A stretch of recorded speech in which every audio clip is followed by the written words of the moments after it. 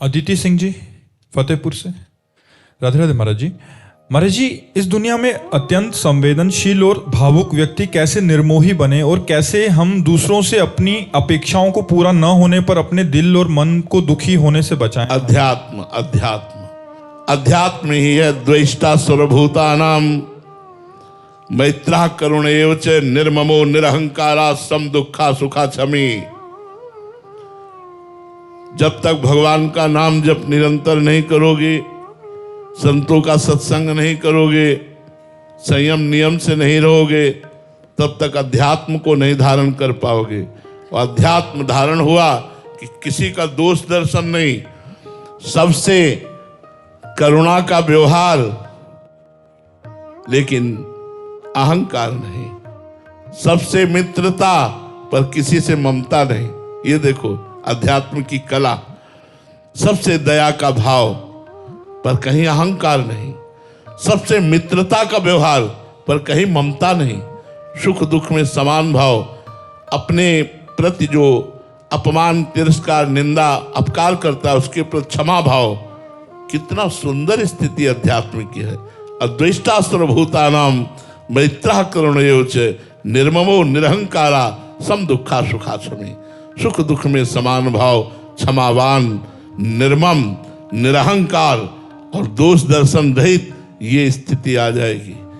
दूसरे के द्वारा किए हुए अपकार का आपके ऊपर कोई प्रभाव नहीं पड़ेगा जब आप अध्यात्मवान बन जाएंगे। अध्यात्मवान बनने के लिए शास्त्र स्वाध्याय, सत्संग, नाम जप, पवित्र भोजन, पवित्र आचरण, पवित्र संग, तो आप अध्यात्मवान हो जाएंगे। अंबुज दीक्षित जी कानपुर से। राधे राधे महाराज जी। महाराज जी, निराकार की अनुभूति कैसे होती है? समस्त आकारों के चिंतन का त्याग करने पर यह बहुत कठिन है। आकार में हमारी चित्तवृत्ति फंस गई है। ये जो देह आकार है, मैं पुरुष हूं, मैं स्त्री हूं, जड़ है, ये चैतन्य है, ये वृत्ति का लोप हो जाना, मतलब ये वृत्ति ही ना उठना। स्थूल शरीर, कारण शरीर, सूक्ष्म शरीर, तीनों शरीरों से अहम का त्याग हो जाना, इनको मिथ्या देखना, इनको स्वाप्निक देखना, इनकी चेष्टाओं को स्वाप्निक देखना, और अंतःकरण इतना निर्मल होकर एकाग्र हो जाए कि चित्त की वृत्ति का ही लय हो जाए, चिंतन ही न हो। जैसे गाढ़ निद्रा में कोई चिंतन नहीं होता, ऐसे जागृत अवस्था में जिसका न सत चिंतन न असत चिंतन, वही निराकार का अनुभव कर सकता है। इसकी पद्धति है, पहले साकार गुरुदेव का वर्ण करो, गुरुदेव का ध्यान करो, गुरुदेव की पूजा करो, गुरुदेव की आज्ञा में रहो और उनकी बताए हुए नाम मंत्र उपासना में चित्त को दो, संसार को भूलो, आकार को भूलो, तब तो निराकार में स्थित होगे। केवल कहने से कि हम निराकार के उपासक हैं थोड़ी है, बड़ी कठिन उपासना है। आप गुरुदेव की आराधना करके ही कर सकते हो। बिना साकार उपासना के निराकार में नहीं पहुंचा जा सकता। किसका प्रश्न है? बिना साकार उपासना के निराकार में नहीं पहुंचा जा सकता। साकार गुरुदेव हैं, गुरुदेव को माला पहनाना, गुरुदेव का चरणामृत लेना, गुरुदेव की आरती करना, हुई ना साकार उपासना। बिना गुरुदेव की उपासना के कोई निराकार को प्राप्त हो सकता है क्या? तो गुरुदेव की उपासना, हम साकार में फंसे हैं तो साकार से ही हम निराकार, हमारा स्वरूप निराकार ही है, हमारा कोई आकार नहीं। हम जिस आकार में तन्मयता करते हैं वही आकार धारण कर लेते हैं, हमारा स्वरूप ही निराकार है। तो जब तक हम इन देहों में फंसे हैं तब तक निराकार की उपासना की कल्पना मात्र कर लो, अनुभूति तो नहीं कर पाओगे। अनुभूति के लिए सगुण साकार की उपासना करके फिर हम निराकार की अनुभूति कर सकते हैं। देखो, जब भगवान का दर्शन होता है तो स्वयं का अनुभव हो जाता है। मम दर्शन फल परम अनूपा, जीव पाव निज सहज स्वरूपा। जो हमारा सहज स्वरूप निराकार है उसका अनुभव हो जाता है साकार गुरुदेव की कृपा से, साकार भगवान की कृपा से। तो बड़े बड़े ब्रह्मज्ञानी हरिशरणम बोलते हैं। तो आप भी नाम जप करो, गुरुदेव की उपासना करो, शास्त्रों का स्वाध्याय करो, लक्ष्य निराकार रखो, तो आगे चलकर भगवान की कृपा से अनुभूति हो जाएगी।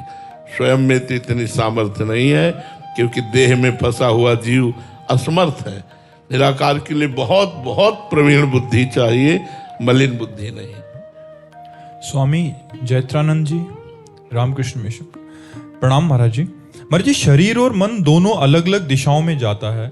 जैसे मन एकांत निर्जन वन आदि में रहकर खूब ध्यान भजन करना चाहता है, जबकि शरीर सेवा कार्यों के कारण भीड़ में रहना पड़ता है, न चाहते हुए भी बोलना पड़ता है। मन मौन चाहता है, जबकि शरीर को बोलने का सेवा मिली है। तो महाराज जी, ऐसे में बहुत कृपा है, बहुत कृपा है, बहुत कृपा है। ऐसे में आपकी हानि नहीं होगी, क्योंकि मन एकांतवासी है और शरीर सेवा प्राण। यही तो सिद्ध पुरुषों का स्वरूप होता है कि मन एकांतिक होकर के असंगोहम, अशंग रहता है, और बाहर लाखों का संग करते हैं। यही तो संतों की उच्च अवस्था का स्वरूप होता है। अभी चाहत है, फिर ये स्वरूप हो जाएगा कि आप भरी बाजार में भी समाधिस्थ हैं और समाधिस्थ होते हुए भी सामान खरीद रहे हैं, समाधिस्थ होते हुए भी आप व्यवहार की बात कर रहे हैं। ये अलौकिक समाधि होती है। भगवान में चित्त डूबा हुआ है और वो लाखों से व्यवहार कर रहा है, लाखों से बात कर रहा है, करते हुए भी वो कुछ नहीं कर रहा, क्योंकि उसका मन एकांत में स्थित है, भगवान में स्थित है। तो ये करना ही चाहिए।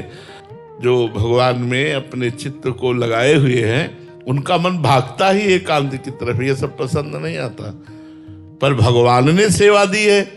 अब जैसे आपको मिशन में सेवा दी है, मरीजों को सुख पहुंचाना, तो हमें दी है। हम भी मरीज ठीक करते हैं, हम भी मरीज ठीक करते हैं।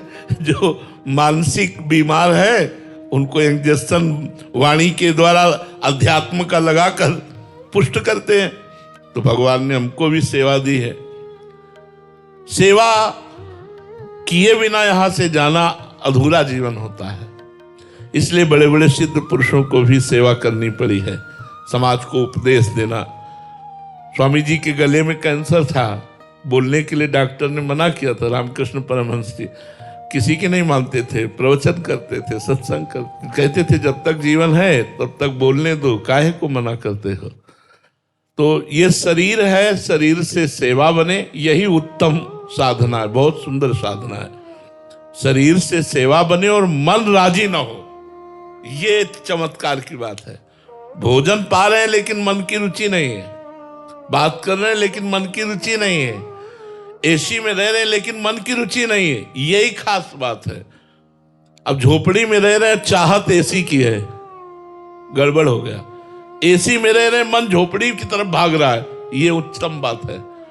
हमें सब वैभव सुख सामग्री व्यवहार सब है, लेकिन मन एकांत में भाग रहा है। यही तो महाराज जनक जी ने करके दिखाया, यही तो चक्रवर्ती सम्राट अम्बरीश जी ने करके दिखाया। ज्ञान और प्रेम दोनों में, प्रेम में अम्बरीश जी महाराज, ज्ञान में जनक जी महाराज। पूरा राजकाज परिवार संभाल रहे, लेकिन मन केवल परमात्मा स्वरूप है। सहज विराग रूप मन मोरा, जनक जी महाराज कह रहे। और श्री अम्बरीश जी सावई मना कृष्ण पदारविंद, मन तो कृष्ण पदारविंद में लगा है, और कार्य राज, तो राज कार्य बहुत रजोगुणी होता है। राजा तो बहुत रजोगुणी होता है, लेकिन उनमें त्रिगुणातीत अवस्था थी अम्बरीश जी में, और त्रिगुणातीत अवस्था थी जनक जी में। तो ये बहुत उत्तम बात है कि मन हमारा संसार में न लगे। बस खास बात मन न लगना है, मन प्रभु में लगे। चलने दो, ऐसे ही चलने दो, बहुत अच्छा है, बहुत अच्छा है। पुनीत बंसल जी, बुलंदशहर से। राधे राधे महाराज जी। महाराज जी, नारद जी भक्ति सूत्र जी में कहते हैं कि साधु संग दुर्लभ है, अगर हो जाए निर्वाह करना कठिन है, अगर निर्वाह कर ले गए तो निश्चित ही भगवत प्राप्ति है। महाराज जी, साधु संग तो हो रहा है, पर पूरा प्रयास करने के बाद भी पूर्ण रूप से निर्वाह नहीं कर पा रहे, असमर्थ हो रहा हूँ महाराज जी, ऐसे में निर्वाह करने की विधि क्या है? निर्वाह का प्रश्न जो आपने किया, तो आपने निर्वाह क्या कर रहे हो, क्या समझते हो कि निर्वाह किया जा सकता है? जो आपके वचन है महाराज जी, उसको पूर्ण रूप से जीवन में उतारने का। हाँ, इसको भी शरणागति के ऊपर ही छोड़ दो कि आप जब चाहोगे तो पूर्ण करवा लोगे, मेरा तो प्रयास मात्र है, बल तो आपका है। तो ये भी साधना बन जाएगी कि मैं तो प्रयास करके पूर्ण करना चाहता हूँ, लेकिन प्रभु मेरे में वो बल ही नहीं है मैं आपकी आज्ञा का पालन कर सकूं। इसलिए नाथ आप ही मुझे बल दीजिए और आप ही हमसे क्रिया करा लीजिए, प्रभु मैं आपकी शरण में हूँ। तो ये दोनों बातें हो जाएगी। यहाँ जो अगम्यों का लिखा है, एक तो बात आज्ञा पालन का है और दूसरी बात है कि उनकी ऐसी लीलाएं होती कि उनमें दोष दर्शन होने की संभावना होती। जो महापुरुष होते हैं वो स्वच्छंद होते हैं, वो माया मुक्त होते हैं। अब उनकी विचित्र लीलाएं होती हैं, कभी वो कुछ खा रहे, कभी कुछ पी रहे, कभी वो हंस रहे हैं, कभी वो खेल रहे, तो आपको ऐसा लगेगा कि इतनी उच्च कोटि का महापुरुष ऐसे होता है क्या? बहुत मतलब विचित्र दशा होती, तो समझना बड़ा कठिन है।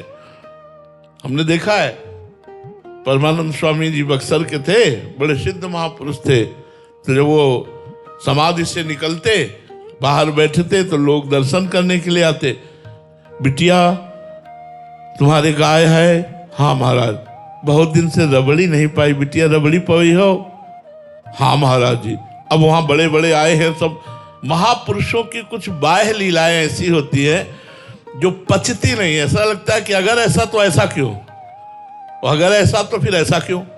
वो ये क्यों में मिट जाए अगर, तो अगम्य शब्द गायब हो जाए, फिर अमोघस्य शब्द लागू हो जाए। अमोघस्य, निश्चित भगवत प्राप्ति हो जाएगी, निश्चित भगवत प्राप्ति।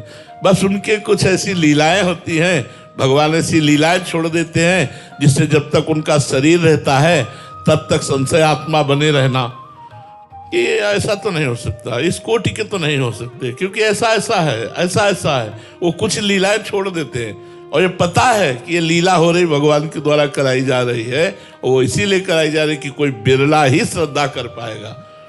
अब एक महापुरुष थे, वो लिखाए हुए थे कि दर्शन करने की फीस, तो आधे तो इसी में भाग जाते कि पैसा न दे पाते, और कुछ उसमें श्रद्धालु जो थे वो इस बात को पढ़कर हट जाते थे कि अपने दर्शन के 500 रुपया लेते साधु काहे के, तो इसमें हट जाते।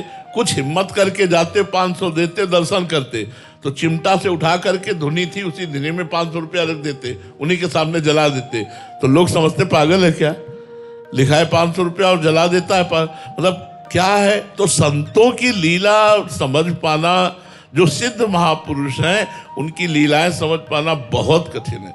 एक संत को हमने देखा ट्रांजिस्टर कान पे, स्थिति हमने देखी, स्थिति भगवदाकार स्थिति, और ट्रांजिस्टर कान पे फिल्मी गाना बज रहा है, जहां लोग आवे तो थोड़ा और बढ़ा दे। कैसे यार समझोगे? जैसे बहुत बड़े धनी अपने धन को छुपाते हैं, ऐसे सिद्ध महापुरुषों में कुछ बाह्य लीलाएं ऐसी होती है जिसे कोई समझ न पावे कि ये इस कोटि के महापुरुष हैं। इसीलिए देवर्षि नारद जी ने लिखा है महत् संगस्तु दुर्लभो, फिर लिखा अगम्यो, फिर लिखा अमोघश्च।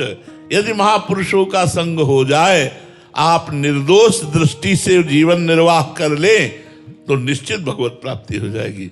महापुरुषों का संग, संत संग अपवर्ग कर, कामी भव कर पंथ। संतों का संग मोक्ष का साक्षात स्वरूप है। अगर हम सत्संग में हैं तो मुझे और कोई मोक्ष नहीं चाहिए, साक्षात मोक्ष स्वरूप है। पर भगवान ऐसी कृपा करे कि संतों के चरणों में हमारी निर्दोष दृष्टि बनी रहे, कभी उन पर दोष दर्शन न हो, हम सदैव उनके सेवक बने रहें, कभी हम में अभिमान न आवे, तो बेड़ा पार हो जाए।